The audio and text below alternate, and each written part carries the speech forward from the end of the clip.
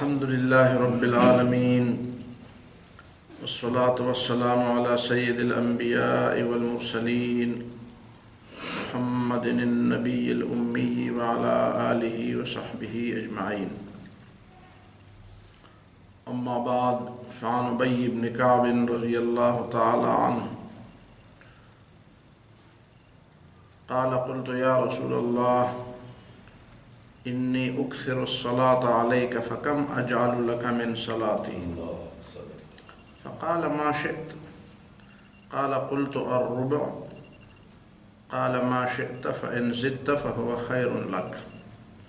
قلت: النصف. قال: ما شئت، فإن زدت فهو خير لك. قال: قلت: فالثلثين. قال: ما شئت، فإن زدت فهو خير لك. قلت: أجعل لك صلاتي كلها؟ قال: إذن تكفى همك ويغفر لك ذنبك.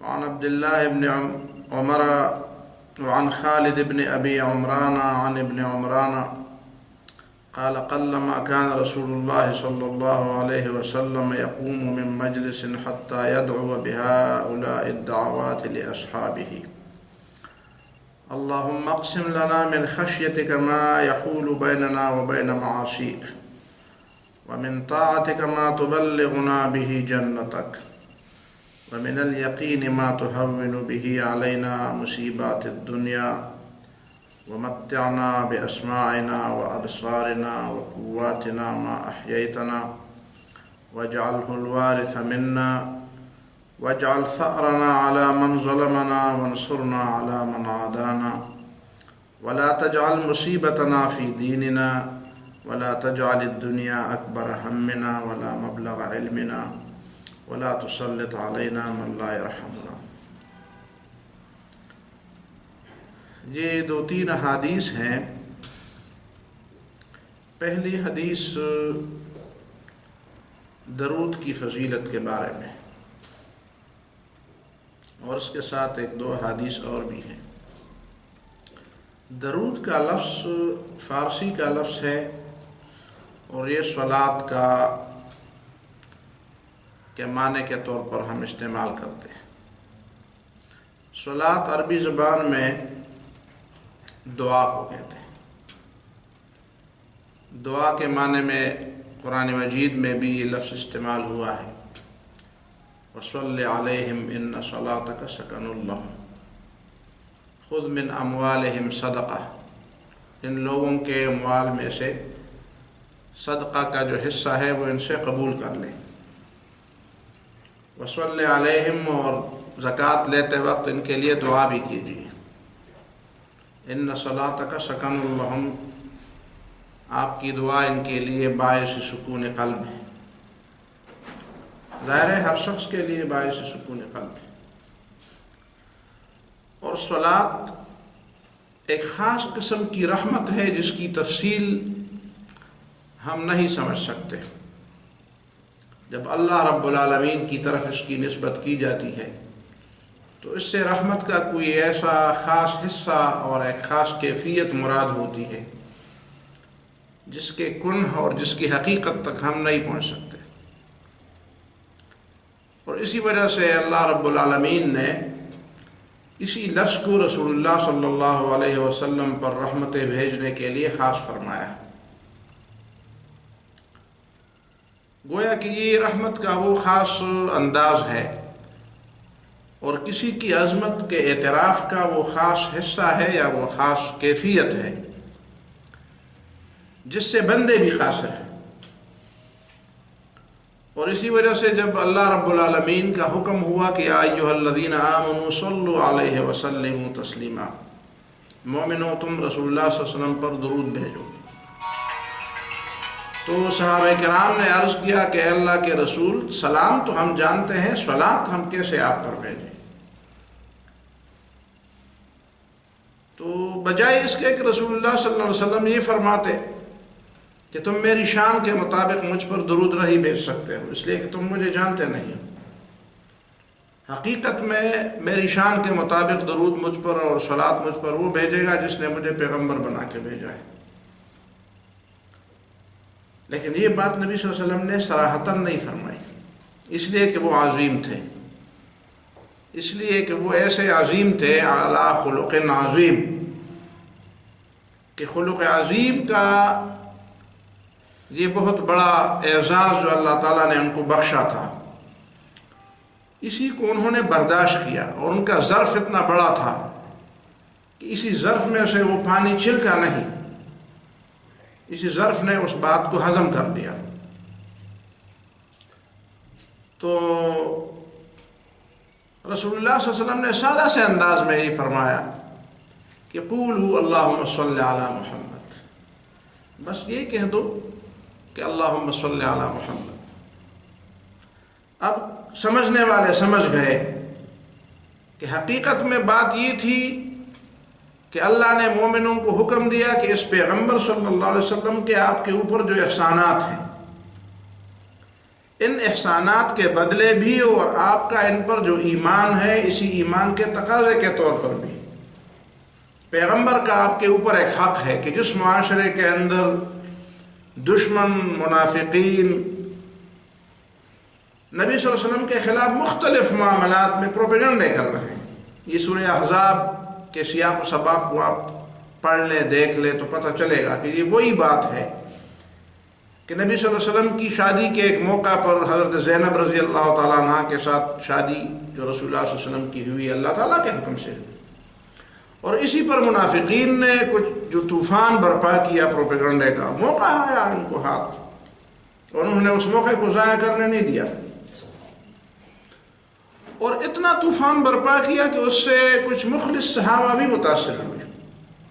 ظاہر ہے کہ اسی معاملے میں قرآن مجید نے جس انداز سے بات کی ہے اور مسلمانوں کو جس انداز سے انہوں نے اللہ تعالیٰ نے سمجھایا کہ اس کے مقابلے میں تمہیں نبی صلی اللہ علیہ وسلم کے ساتھ اپنی والہانہ اور اپنی عقیدت کے اظہار کے لیے بہت آخری حد تک جانا چاہیے، اور وہ آخری حد تک یہ ہے کہ یا ایھا الذین آمنوا صلوا علیہ، مومنو تم اللہ تعالیٰ سے دعا کرو کہ اللہ تعالیٰ نبی صلی اللہ علیہ وسلم پر ان کی شان کے مطابق رحمتیں نازل فرمائے، اور یہ بھی سمجھایا لوگوں کو کہ آپ نبی صلی اللہ علیہ وسلم کے شان کے مطابق، یہ لوگ پروپیگنڈے کر رہے ہیں جو نبی صلی اللہ علیہ وسلم کی شان کو نہیں سمجھتے، ان کو اتنا نہیں معلوم کہ نبی صلی اللہ علیہ وسلم وہ عظیم شخصیت ہیں کہ جس کی شان کے مطابق درود ان پر اور صلاۃ و سلام ان پر صرف اللہ تعالیٰ ہی نازل کر سکتا ہے، باقی کسی کے بس کی بات نہیں ہے کہ ان کی عظمت کے انتہا کو وہ پہنچ سکے۔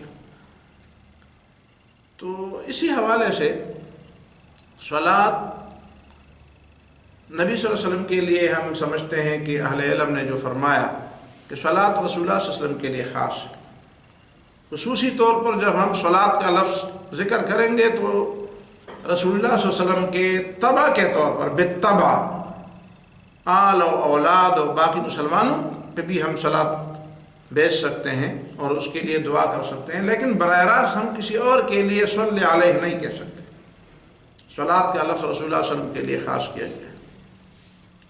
قرآن مجید میں اللہ رب العالمین نے براہ راست مومنوں کے لیے بھی صلاۃ کا لفظ استعمال کیا ہے، هو الذی یصلی علیکم وملائکتہ لیخرجکم من الظلمات الی النور۔ اب ظاہر ہے کہ عام مومنوں پر اللہ تعالیٰ جو رحمت نازل فرماتا ہے، اس کے مقابلے میں وہ رحمتیں جو نبی صلی اللہ علیہ وسلم پر اللہ تعالیٰ نازل فرماتا ہے، ان دونوں کے درمیان تو ایک بہت بڑا فرق ہے۔ نبی کی جو شان ہے، ظاہر ہے مومنوں کی شان تو نبی کی وجہ سے ہے، نبی پر ایمان کی وجہ سے مومنوں کی وہ شان ہے، لیکن بہرحال اللہ تعالیٰ کے لیے تو پابندی نہیں لگا سکتے، اللہ تعالیٰ تو مختار کل ہے، لا یسأل عما یفعل وهم یسألون۔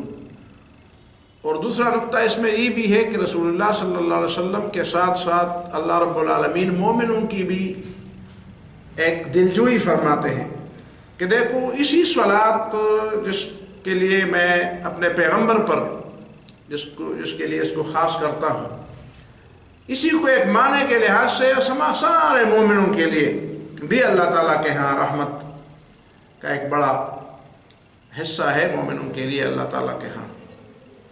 گویا کہ وہ بات جو ہمیں سورہ فاتحہ میں فرمائی گئی ہے کہ صراط الذین انعمت علیہم، کہ یہ ان لوگوں کا رستہ ہے جن پر انعام کیے گئے ہیں. یہ انعامات کا سلسلہ اتنا عظیم ہے کہ اس کی بھی ہمیں سمجھ نہیں آ رہی. کتنے انعامات ہیں اللہ تعالیٰ کے ہاں، اللہ تعالیٰ کتنی رحمتیں بیچتا ہے.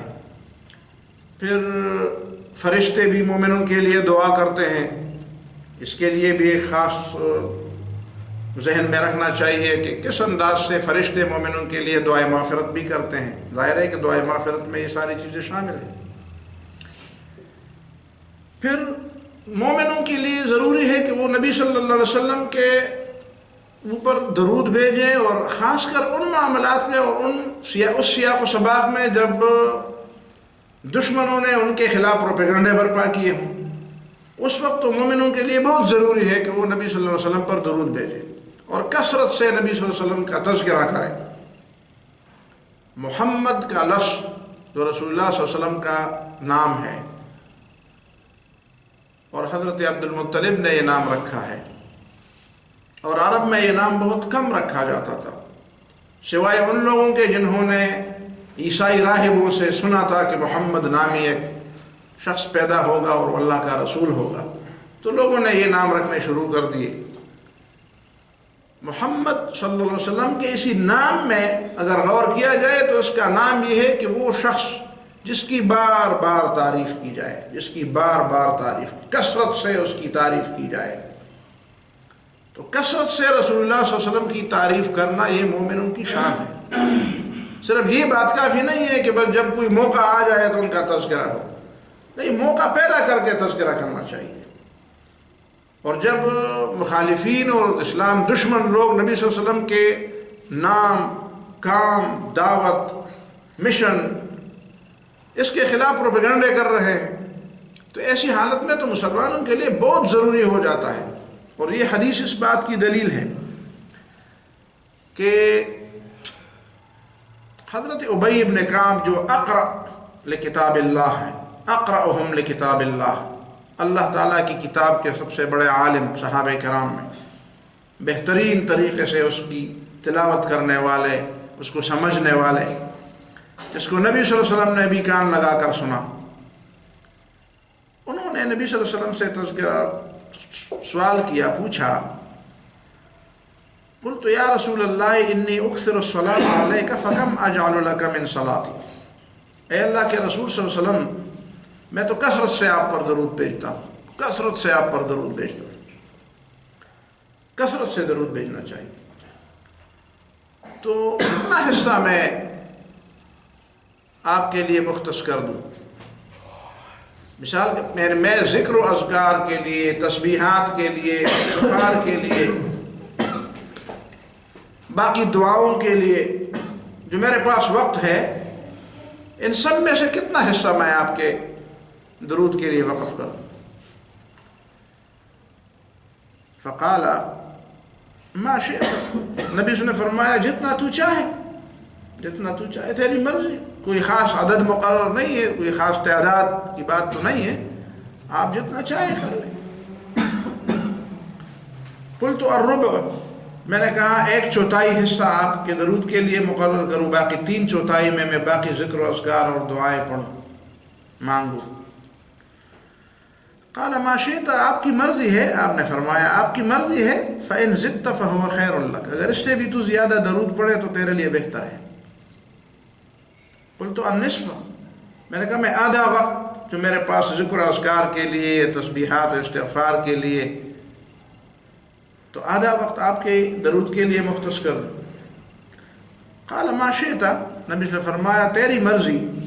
فإن زدت فهو خير لك، اس سے بھی اگر زیادہ ہو تو تیرے لیے بہتر ہے. قال قلت فالثلثين، میں نے کہا 2/3 حصے، پورے وقت کو 3 حصوں میں تقسیم کرتے 2/3 حصے آپ کے درود کے لیے وقف کر دوں. قال ما شئت فإن زدت فهو خير لك، مرضی تیری، لیکن اس سے بھی زیادہ ہو تو تیرے لیے بہتر ہے. قلت اجعل لك صلاتي كلها، تو میں نے کہا پھر تو میں یہی کروں گا کہ بس درود ہی درود پڑھوں، درود ہی درود پڑھوں، جو بھی میرے پاس وقت ہو تو میں درود ہی پڑھوں. قال تو رسول اللہ صلی اللہ علیہ وسلم نے فرمایا اذن تکفى همك، پھر تو تیری مصیبتوں کا مداوع ہو جائے گا.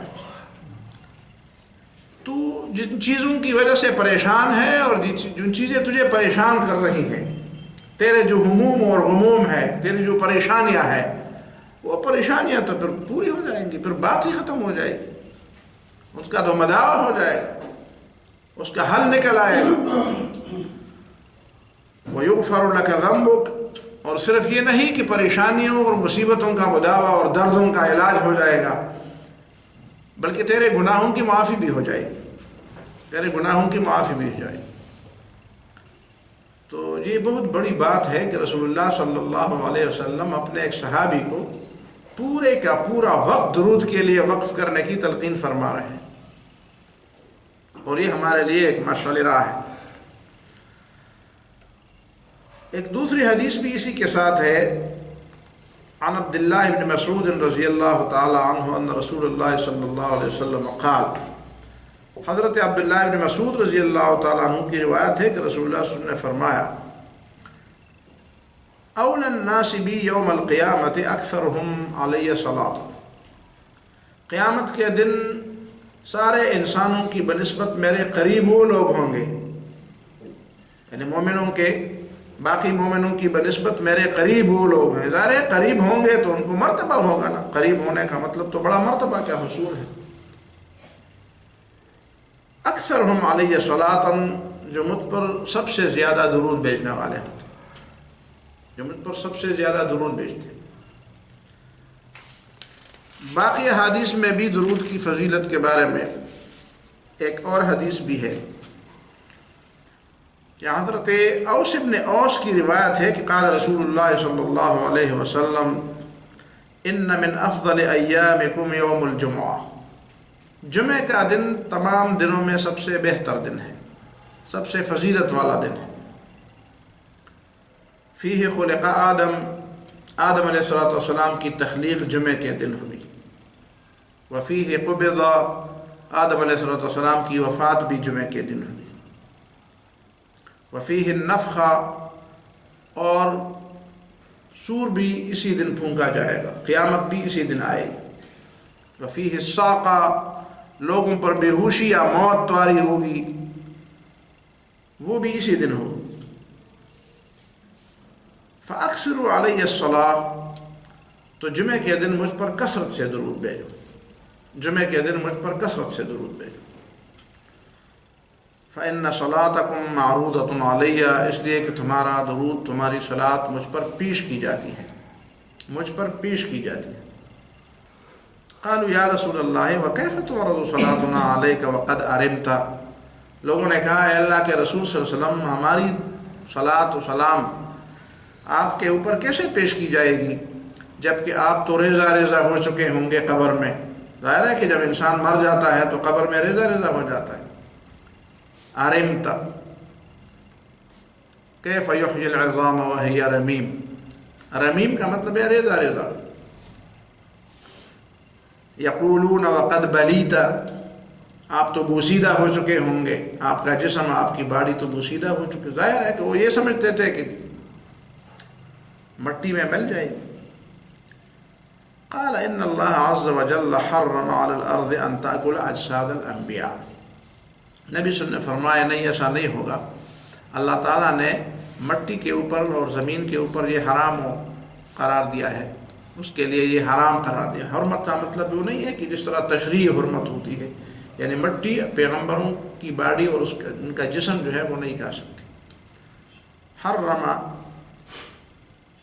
علی الارض، زمین پر اللہ تعالیٰ نے یہ بات بند کی ہے، ان تاکل اجساد الانبیاء، کہ وہ پیغمبروں کے جسم کو کھا جائے. تو پیغمبر کا جسم مٹی کے اندر محفوظ ہوتا ہے. اس میں تو کئی باتیں ہیں اور ان باتوں میں ہم نہیں پڑھنا چاہتے کہ رسول اللہ صلی اللہ علیہ وسلم پر درود کیسے پیش کی جاتی ہے. یہ ہمارا کام نہیں ہے کہ ہم اس کو سمجھیں، اور نہ ہماری ذمہ داری ہے کہ آپ پیش کریں تاکہ ہم اس کو سمجھ کر پیش کریں. بس یہ اللہ تعالیٰ کا اپنا ایک نظام ہے کہ رسول اللہ صلی اللہ علیہ وسلم پر لوگوں کا درود اور ان کی صلاۃ پیش کی جا سکتی ہے، اور نبی صلی اللہ علیہ وسلم کو یہ بتایا جاتا ہے کہ آپ کی امت اور آپ کی امت کے افراد آپ پر درود بھیجتے ہیں. بہرحال درود سے رسول اللہ صلی اللہ علیہ وسلم کو بھی واقفیت ہو جاتی ہے اور اصل معاملہ تو یہ ہے کہ اللہ تعالیٰ اس سے خوش ہو جاتے ہیں۔ اور ایک دوسری حدیث میں جو بہت زیادہ مشہور ہے کہ رسول اللہ صلی اللہ علیہ وسلم نے فرمایا، ترمذی میں ہے، حسن غریب ہے وہ روایت، کہ رسول اللہ صلی اللہ علیہ وسلم نے فرمایا کہ من صلی علیہ مرۃ صلی اللہ علیہ عشر مرۃ، جس نے میرے اوپر ایک دفعہ درود بھیجا تو اللہ تعالیٰ اس پر 10 دفعہ رحمتیں بھیجے۔ تو ظاہر ہے پھر ایک دوسری حدیث میں یہ بھی ہے کہ اللہ تعالیٰ نے ایک ملائک کا تقرر فرمایا ہے کہ جو لوگ رسول اللہ صلی اللہ علیہ وسلم پر درود بھیجتے ہیں تو وہ ملائک کی زبانی اللہ تعالیٰ مومن کے لیے دعا فرماتے ہیں کہ وہ ملائک مومن کے لیے دعا کرتے ہیں کہ تو نے رسول اللہ صلی اللہ علیہ وسلم پر درود بھیجا، اللہ تعالیٰ تیری غلطیاں معاف فرمائے اور تیرے اوپر وہ رحمت نازل فرمائے جو اللہ تعالیٰ چاہتا ہے۔ ایک اور حدیث میں یہ بھی آئی ہے کہ رسول اللہ صلی اللہ علیہ وسلم نے فرمایا کہ جس نے میرے اوپر 1000 مرتبہ درود بھیجا تو اللہ تعالیٰ لا يعذبہ اللہ بالنار، اللہ تعالیٰ اسے جہنم کی سزا نہیں دیں گے۔ لہذا کثرت درود بھیجنا چاہیے رسول اللہ صلی اللہ علیہ وسلم کے اوپر، اور خاص کر جمعہ کے دن تو اس دن کے لیے مختص ہونا چاہیے۔ اور پھر ایسے مجالس میں جہاں پہ لوگوں کو سمجھانے کی مجالس ہوں اور یا عام مسلمانوں کے مجالس ہوں، وہاں کم از کم رسول اللہ صلی اللہ علیہ وسلم کا تذکرہ ہونا چاہیے، محمد لفظ کا لحاظ کر کے اس کا تذکرہ ہونا چاہیے کہ نبی صلی اللہ علیہ وسلم کا زیادہ سے زیادہ تذکرہ ہو، ان کے احسانات کا تذکرہ ہو، ان کے احادیث کا تذکرہ ہو، اور ان کے اخلاق و کردار کا تذکرہ ہو۔ تو یہ چیزیں مسلمان آہستہ آہستہ بھول رہے ہیں۔ دوسری حدیث جو اس وقت میں نے آپ کے سامنے رکھی ہے، عمران ابن ابی عمران یا عمران ابن عمران فرماتے قلما کان رسول اللہ صلی اللہ علیہ وسلم یقول من مجلس، بہت کم ایسا ہوتا تھا کہ نبی صلی اللہ علیہ وسلم کسی مجلس سے اٹھ رہے ہوں اور یہ دعا نہ پڑھتے ہوں، حتی یدعو بہؤلاء الدعوات، جب تک یہ دعا نہ پڑھتے تو ایسا بہت کم ہوتا تھا کہ نبی صلی اللہ علیہ وسلم اس دعا کے پڑھے بغیر مجلس سے اٹھتے تھے، اور اپنے صحابہ کے سامنے یہ دعا نبی صلی اللہ علیہ وسلم فرماتے تھے سمجھانے کے لیے، اللہم اقسم لنا من خشیتک ما یحول بیننا وبین معاصیک، اے اللہ ہمیں اپنی اتنی خشیت تو دے کہ جو تیرے اور تیری نافرمانی کے درمیان حائل اور رکاوٹ بن جائے۔ اتنی خشیت تو ہر شخص کو ملے، اللہ تعالیٰ کی خشیت اور خوف، اتنا خوف خدا تو ہر مسلمان کو، ہر شخص کو ملے کہ اس خوف خدا کے نتیجے میں آدمی گناہوں سے بچے۔ وَمِن طَاعَتِكَ مَا تُبَلِّغُنَا بِهِ جَنَّتَ، اور اتنی اطاعت کی توفیق تو ہر مومن کو ملے۔ ہم اس طرح اس کی دعا کرتے ہیں، اس کا سوال کرتے ہیں کہ ہمیں اتنی اطاعت کی توفیق ملے تبلغنا بِهِ جنتک، جس کے ذریعے، جس کی وجہ سے تم ہمیں اپنے جنت میں پہنچاؤ۔ وَمِنَ الْيَقِينِ مَا تُهَوِّنُ بِهِ عَلَيْنَا مُصِيبَاتِ الدُّنْيَا، اور یقین کی اتنی کیفیت اور اتنا حصہ ہمیں ملے کہ جس کے نتیجے میں دنیا کی مصیبتیں ہمارے لیے آسان ہو جائیں۔ ظاہر ہے کہ جو آخرت پر یقین رکھتا ہے وہ اس بات پہ بھی یقین رکھے گا کہ دنیا کی یہ مصیبتیں یہ آنی جانی چیزیں ہیں، نشادیدات سامانے نغم آورد نقصانے بپیش ہمت ما ہرچ آمد بود مہمانے۔ مومن کی شان یہ ہوتی ہے کہ وہ خوشی میں اتنا نہیں ہوتا کہ بالکل آپے سے باہر ہو جائے، اس لیے وہ سمجھتا ہے کہ یہ خوشی عارضی ہے، اور وہ غم میں بھی اتنا نہیں ہوتا کہ وہ اپنے دماغ پر ایسا سوار کر دیتا ہے کہ بس میں تو تباہ ہوا، اس لیے کہ وہ سمجھتا ہے کہ یہ تباہی نہیں ہے، تباہی اصل میں وہ تباہی ہے جو آخرت کی تباہی ہے۔ یہ دنیا کی تباہی اور دنیا کی خوشیاں دونوں عارضی ہیں۔ بپیش ہمت ما ہرچ آمد بود مہمانے، خوشی اور غمی کی مثال بس مہمان کی سمجھو، مہمان آتا بھی ہے اور جاتا بھی ہے، تو یہ خوشی اور یہ غمی آنی جانی چیزیں ہیں، یہ باقی رہنے والی چیزیں نہیں۔ آخرت کی خوشی ہمیشہ کی ہے اور آخرت کی غمی اور بربادی بھی ہمیشہ کی ہے۔ تو یہ اس کے لیے اس یقین کی ضرورت ہے کہ آخرت پر آدمی کا جو یقین ہو، اس کے نتیجے میں یہ مصیبتیں دنیا کی آسان ہو جاتی ہیں۔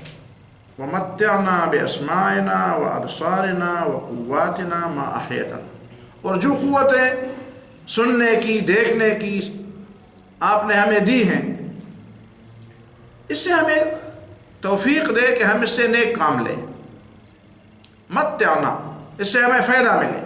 ایسا نہ ہو کہ یہ کل ہمارے اوپر وبال بن جائے کہ ان کانوں سے یہ چیزیں کیوں سنی، ان آنکھوں سے یہ مناظر کیوں دیکھے، اور اس دماغ سے یہ بات کیوں سوچی، اس دل کے اندر یہ بات کیوں ڈالی. جتنی بھی قوتیں آپ نے ہمیں عطیت کی ہیں، اسی کے بارے میں ہمیں یہ توفیق دے کہ ہم اس سے وہ کام لیں کہ وہ ہمارے فائدے کے. وَاجْعَلْهُ الْوَارِثَ مِنَّا، اور پھر یہ توفیق ہمارے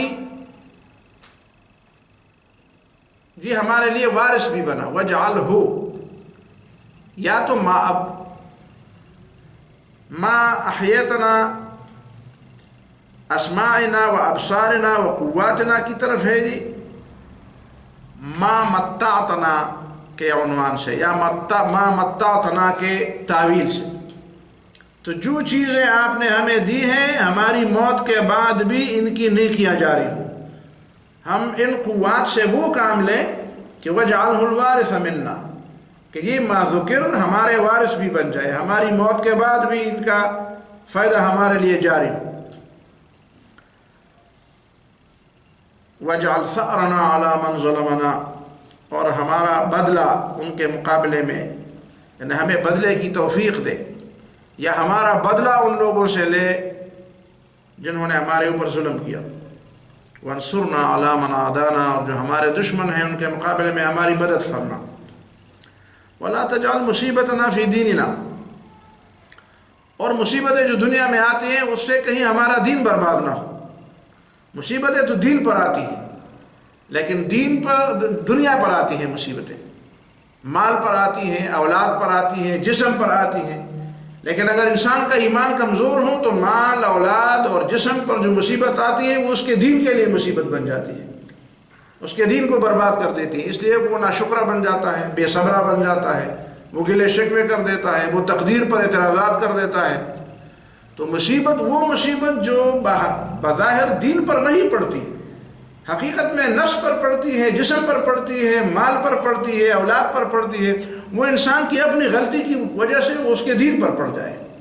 تو فرمایا وَلَا تَجْعَلْ مُصِيبَتَنَا فِي دِينِنَا، اے اللہ ہماری مصیبتوں کو ہمارے دین پر اثر انداز نہ ہونے دیں. مصیبتیں تو آتی ہیں دنیا کے اندر.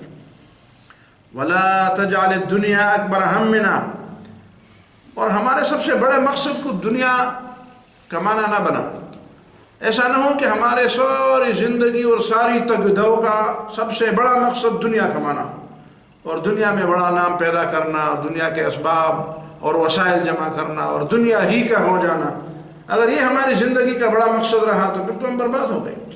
وَلَا تَجْعَلِ الدُّنْيَا أَكْبَرَ هَمِّنَا، سب سے بڑی مہم مقصد اور سب سے اعلیٰ نصب العین ہماری دنیا نہ بن جائے، اعلیٰ نصب العین آخرت کی کامیابی بن جائے، اللہ تعالیٰ کی رضا بن جائے.